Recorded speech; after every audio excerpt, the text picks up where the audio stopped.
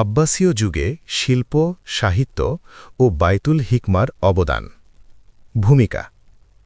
আব্বাসীয় শাসনামল ৭৫০ থেকে ১২৫৮ খ্রিস্টাব্দ, বিশেষ করে খলিফা মনসুর থেকে শুরু করে হারুন অর রশিদ এবং আল মামুনের সময়কাল পর্যন্ত সময়টি ছিল মুসলিম সভ্যতার চরম উৎকর্ষের যুগ।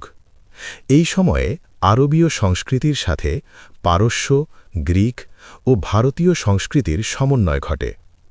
জ্ঞান বিজ্ঞানের প্রতি খলিফাদের গভীর অনুরাগ বাগদাদকে বিশ্বের শ্রেষ্ঠ সাংস্কৃতিক ও শিক্ষা কেন্দ্রে পরিণত করেছিল। বাইতুল হিকমা, দ্য হাউস অফ উইজডম, জ্ঞানচর্চার প্রাণকেন্দ্র। খলিফা আল মামুন ৮৩০ খ্রিস্টাব্দে বাগদাদে বাইতুল হিকমা প্রতিষ্ঠা করেন। এটি কেবল একটি গ্রন্থাগার ছিল না, বরং এটি ছিল একটি একাডেমি এবং অনুবাদ কেন্দ্র। অনুবাদ আন্দোলন। এখান থেকেই গ্রিক, ল্যাটিন, সংস্কৃত ও প্রাচীন পারস্য ভাষার বইগুলো আরবিতে অনুবাদ করার মহোৎসব শুরু হয়। অ্যারিস্টটেল, প্লেটো, হিপ্পোক্রেটিস এবং ইউক্লিডের কাজগুলো মুসলিমদের নাগালে আসে।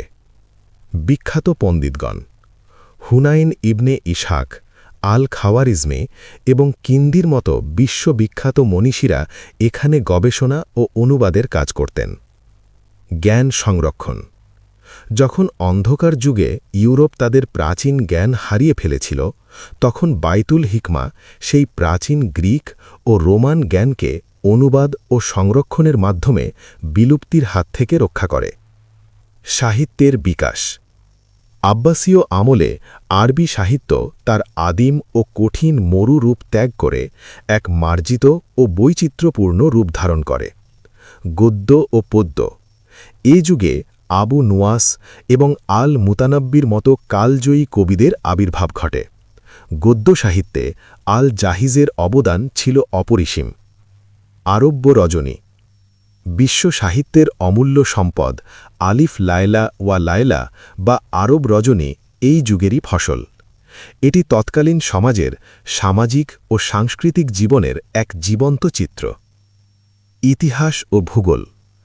আল তাবারি এবং আল মাসুদির মতো ঐতিহাসিকগণ এই সময়েই তাদের কালজয়ী ইতিহাস গ্রন্থগুলো রচনা করেন, যা আজও ইতিহাসের আকর গ্রন্থ হিসেবে বিবেচিত। শিল্পকলা ও স্থাপত্য।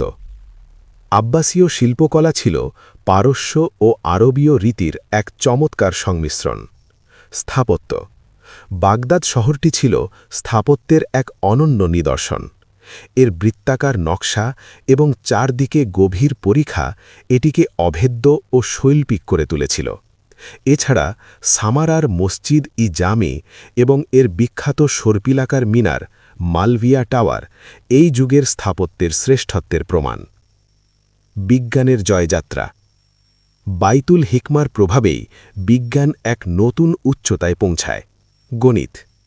আল খাওয়ারিজমি বীজগণিত বা আল জেব্রা আবিষ্কার করেন। চিকিৎসা। ইবনে সিনা বা অ্যাভিসিনা এবং আল রাজি বা রেজেজ চিকিৎসাশাস্ত্রে যে অবদান রাখেন তা পরবর্তী ৫০০ বছর ইউরোপের বিশ্ববিদ্যালয়গুলোতে পাঠ্য ছিল। জ্যোতির্বিদ্যা। এ সময়ে অসংখ্য মানমন্দির নির্মিত হয় এবং পৃথিবীর ব্যাস ও নক্ষত্রের গতিবিধি নির্ণয় করা হয়। উপসংহার। আব্বাসীয় যুগের শিল্প ও সাহিত্য কেবল মুসলিমদের সম্পদ ছিল না, বরং তা ছিল বিশ্ব মানবতার সম্পদ।